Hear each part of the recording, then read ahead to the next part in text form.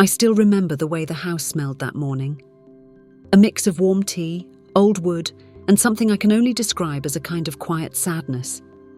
The kind that lingers in the air when someone important is missing. It had been 3 months since my mother passed. Everyone said I was strong, but really, I was just trying not to fall apart.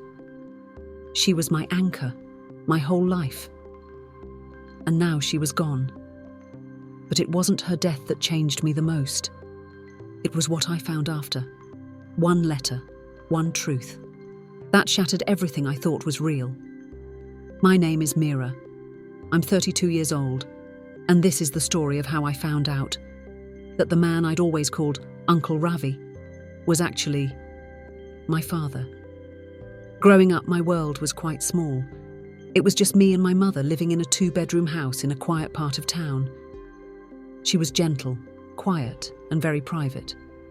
She didn't talk much about her past, and I never asked. Every now and then, we'd visit her old friend, Uncle Ravi. That's what she told me to call him. He was kind but distant. He never patted my head or played with me like other uncles did. Still, I liked him. He had this calm energy, a bit like old trees, solid, rooted, always there, even if just on the edges.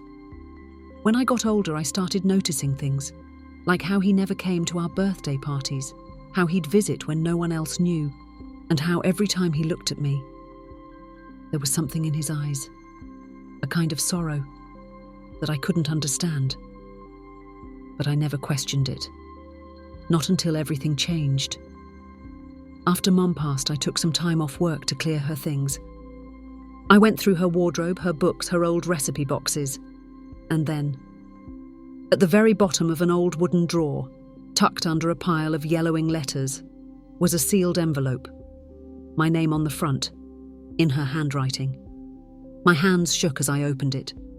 Inside, there were just a few words. Mira, if you're reading this, I'm no longer with you. I'm sorry I never told you earlier. Uncle Ravi is your real father. I thought I was protecting you. Forgive me. Ma. My chest tightened. I read it 3 times before I could even breathe. I think I stayed still for a long time. I don't remember if I cried first, or if I laughed quietly. It felt like the ground had dropped beneath me. Uncle Ravi? My father? How could this be? I grew up thinking my father had left us, that he didn't want me. Mum never talked about him, only that he was gone early. I filled in the blanks for myself. I pictured a nameless man far away, cold and uninterested. But now I had to picture Uncle Ravi, the man who had always been around, but never close. Why didn't they tell me? Why didn't he claim me? Why did my mother die with this secret still buried? I wanted to scream, but it didn't come out like that. It came out as silence, as questions, as memories that suddenly looked so very different. I flipped through old photos. There, in the corner of a birthday picture, him, Uncle Ravi, watching quietly. A school function. He's in the audience, tucked behind a pillar. My graduation day. A blurry figure far in the back. He had always been there. And now that I knew the truth, the ache inside me only deepened. Because I hadn't just lost my mother, I had also lost the chance to ask her why. Why keep this from me for 32 years? I don't think she meant to hurt me. But she did. And in that moment, as the rain tapped gently against the window, I realized something else. I didn't know who I was anymore. Everything had changed, but the world outside looked exactly the same. Funny how that happens. Back when I was little, I used to ask Mum why I didn't have a dad. She'd just smile sadly and say, "You have me, sweetheart, that's enough." And I believed her. Honestly, for most of my life, it was enough. She did everything. Held my hand on my first day of school, stayed up all night when I was sick, cheered the loudest when I won that spelling bee. She was both mother and father to me. But now, as I sat alone with that letter in my hand, A part of me ached for something I had never really let myself want. A father's presence, a father's love. I had so many questions, so many feelings I didn't know how to name. But I knew one thing for sure. I had to talk to him, to Uncle Ravi, or should I say, Dad. A week passed before I found the courage to reach out. I kept the letter folded in my pocket, like a weight I wasn't ready to put down. I'd stare at my phone some nights, thumb hovering over Uncle Ravi's number, or should I say Dad's. But I never pressed the call button. What would I even say? Hi. I know. I found out? It felt too big, too strange. I think I was afraid. Afraid of what I'd hear. Afraid he might deny it. Afraid he might not want me. Still. But the questions kept knocking in my head, loud, constant. And I couldn't rest until I faced him. So finally, on a grey Sunday afternoon, I took a deep breath and simply texted him. Hi, Uncle Ravi. Can I come see you sometime soon? There's something I need to talk to you about. Mira, he replied in less than 5 minutes. Of course, door is always open. Those words. Door is always open. They meant everything. And nothing. All at once. His house looked the same as I remembered from childhood. Small, tucked between trees, with cracked steps and a lemon tree in the front. I stood at the doorstep for a moment, trying to catch my breath. Everything inside me felt like trembling glass. Then I knocked. He opened it slowly. Uncle Ravi was older now, more grey in his beard, deeper lines around his eyes. But those eyes, they looked at me like they'd been waiting. For years. Mira, he said softly, just my name, nothing else. I managed a small nod. Hi. He stepped aside. Come in. We sat across from each other, cups of tea untouched between us. The silence was heavy, but not harsh. More like waiting. Finally, I pulled the letter from my coat pocket. I unfolded it slowly, laid it on the table. He didn't even look at it. He just looked at me. Pain in his eyes, sadness, and maybe something like relief. I read it, I whispered. She told me before she died. In this letter. He nodded, his jaw tight. I had to come and ask you. I need to know, is it true? There was a long silence, then finally, yes. One word, just that. But my chest felt like it cracked open. I stared at him. I don't understand why. Why didn't you ever tell me? He took a long breath, as if pulling years of silence into one breath. I wanted to, so many times. Every time I saw you, every time you called me uncle. It broke my heart. But your mother, she made me promise. And I kept that promise. I looked at him, heart pounding. Why would she make you promise something like that? He looked down at his hands. They were shaking a little. She wanted to raise you on her own. She didn't want questions or gossip or confusion. She thought it was safer, cleaner. If I was just a family friend. I didn't agree. But I respected her choice. Respected her choice. That phrase kept echoing in my mind. But I'm your daughter, I said. My voice cracked at that word. Daughter. Yes, he said, and his eyes shimmered. You are. It felt unreal, even though I was hearing the truth with my own ears. My heart still struggled to wrap around the fact. The man sitting across from me, who I had never hugged, never called Dad, was really the person I had been searching for my whole life. Tears slipped down my cheeks without warning. Did you ever want to be part of my life? He reached forward gently. His hand hovered for a second, unsure, then rested on mine with the lightest touch. Mira, I was part of your life, behind the edges, quietly. I came to every school function. I sent birthday presents through your mum. I paid quietly for your college tuition when you thought it was a scholarship. I never stopped loving you. I blinked. You paid for college? He nodded slowly. I didn't know whether to be angry or grateful, or both. I thought you didn't care, I whispered. All these years, I thought my father just left. And I'm so sorry you felt that way, he said. That was never true. We were quiet for a long time.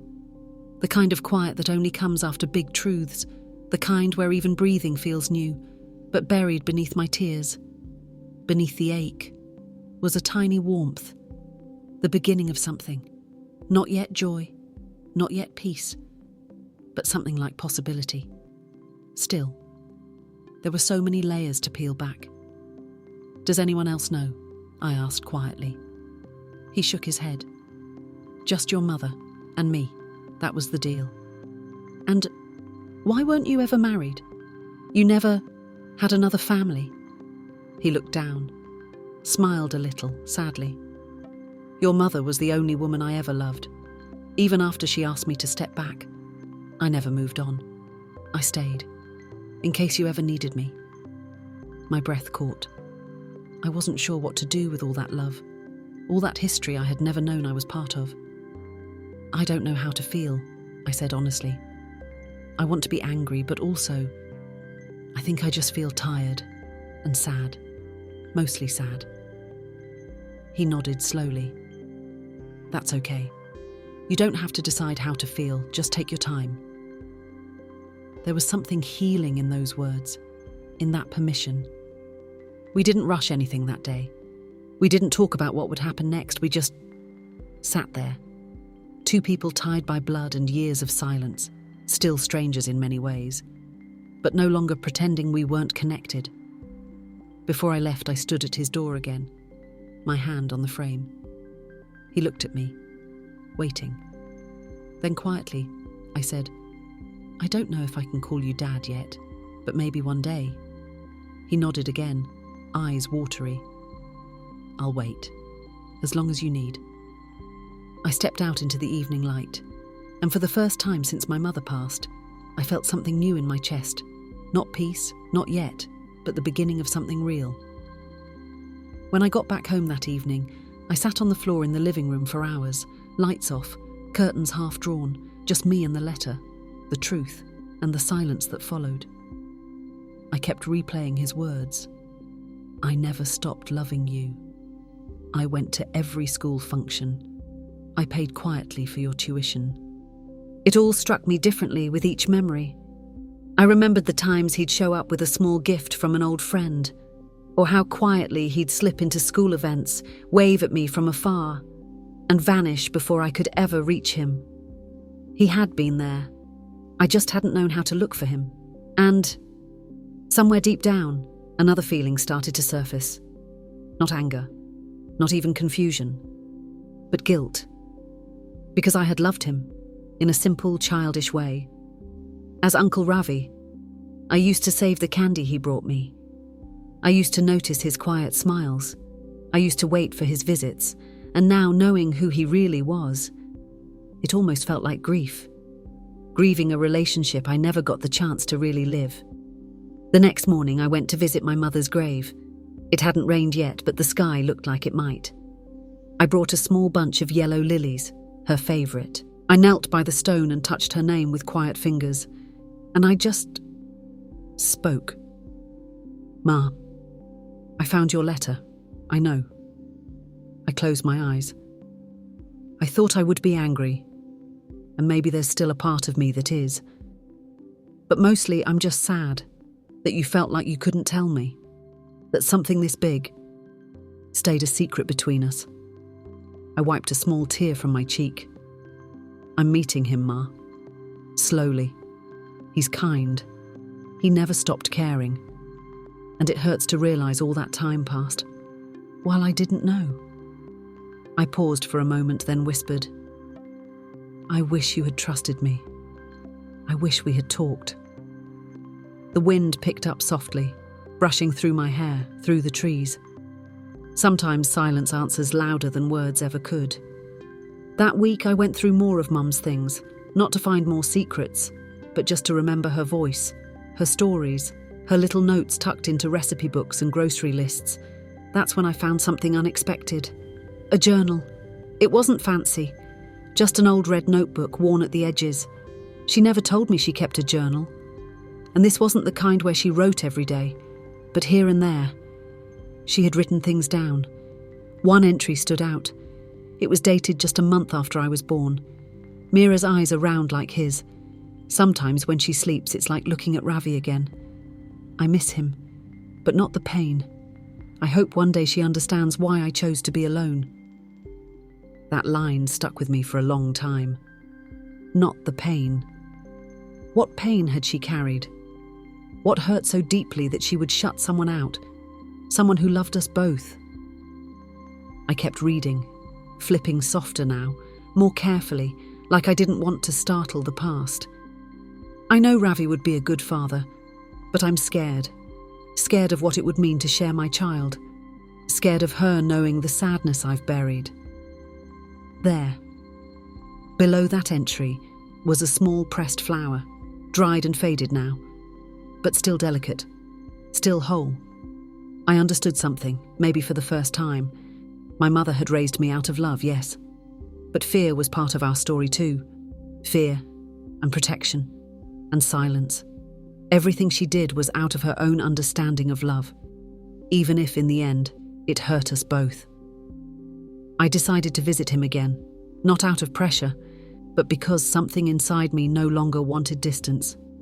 He answered the door with a gentle smile, almost unsure of what to expect. I brought photos, I said, lifting a small tin box. He stepped aside and let me in. This time, the air wasn't heavy. It was tentative, soft, possibly hopeful. We sat on his sofa, shoulders still just far enough to feel like strangers. But the photos opened something. There were pictures of me as a baby, toddler, school age, clumsy braces, high school awards. He looked through them all, with quiet, trembling fingers. "She looks just like your mum," he whispered on one. "She is your mum," I said with a small, teary smile. We both laughed, a little choked up. Then I showed him something I hadn't planned to. A drawing I made when I was 6. Just stick figures. A little girl with black hair, a woman with a big smile, and a man, tucked a little to the side with a hat. I had labelled the figures, me, Mum, and Uncle. I looked up at him after showing it. "That was you," I said quietly. He didn't say anything, just stared at it, wiping his eyes. "I always thought something was missing," I said. "With other kids. They had dads at school events. I'd tell myself I didn't care. But I did. Even at 6. I missed what I didn't understand." He nodded, voice thick. "I missed you too. Every day." There was no way to fix lost time, no way to repaint the years we didn't share. But what I realised sitting there next to him was that healing didn't always come from answers. Sometimes it came from just being willing to keep showing up, to feel the grief but still pour the tea, to cry but still offer new stories, to begin again in. Later, as I got up to leave, he asked, his voice barely above a whisper, "Would it be okay if one day I brought your mother's favourite tea, jasmine and cardamom, right?" I smiled, softly. "Yeah, I'd like that." As I walked home, I thought about how strange life was, how we're born into stories already written, full of twists, full of silence, full of love in imperfect shapes. My father had always been near, and I had always been someone's daughter, even if I didn't know it.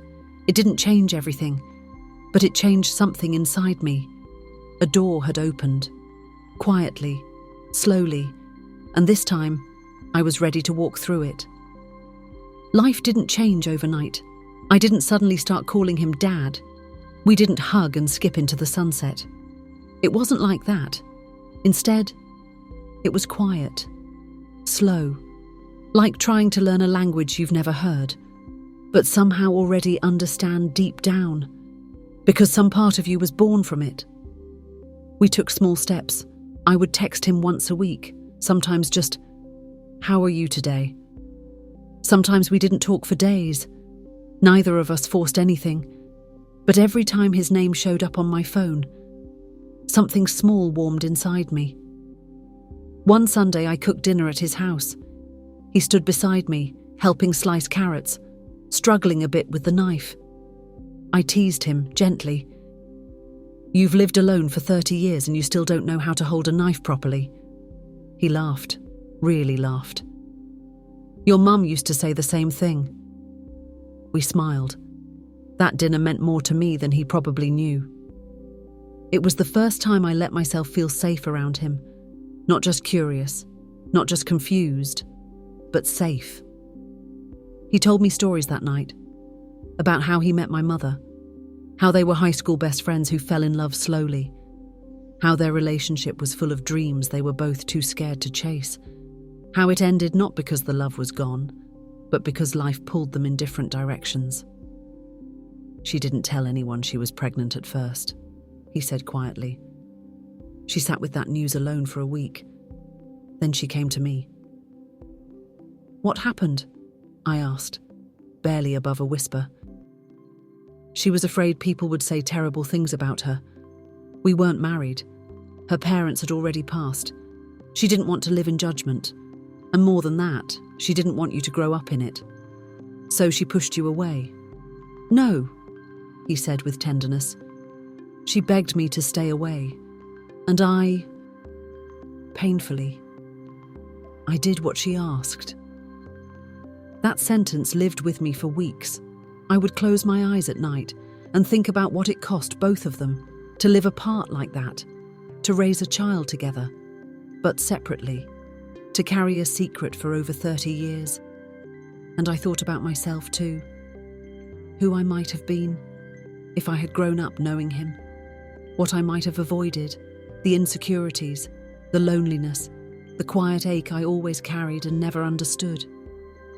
But then again, maybe I wouldn't be me. Maybe I wouldn't love words so much, or silence, or tea with cardamom made the exact way my mother used to brew it.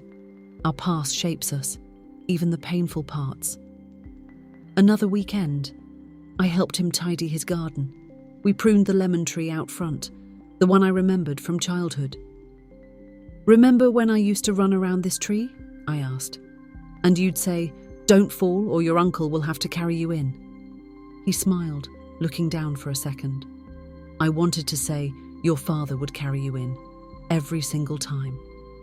I looked at him.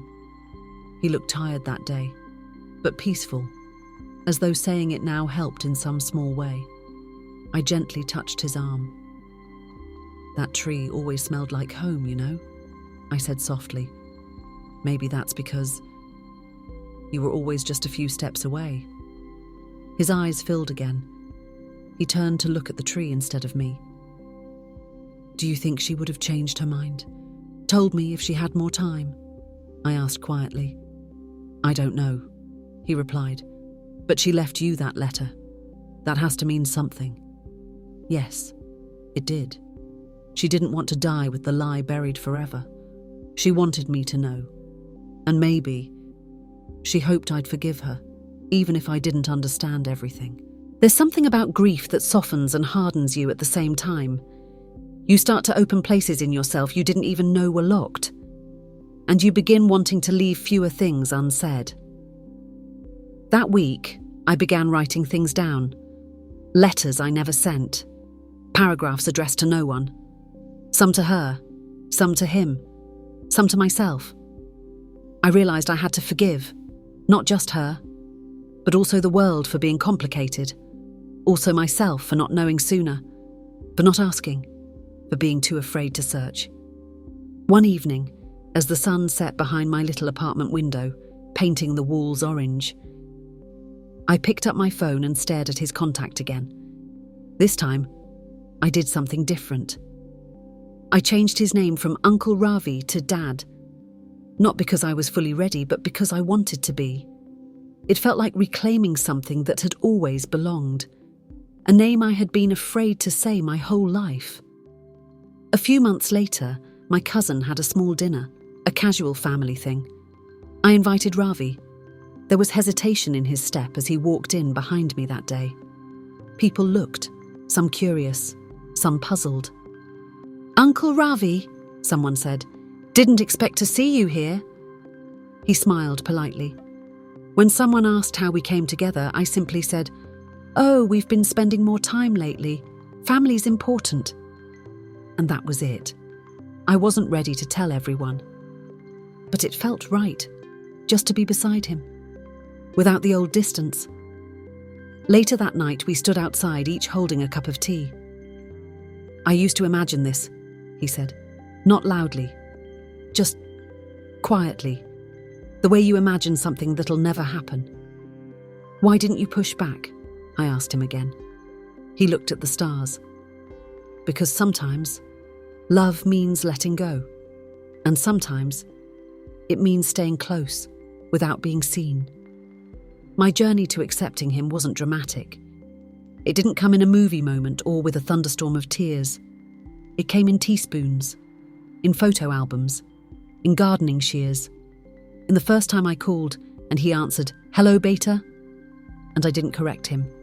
It came slowly. But it came. And healing. Healing has its own clock.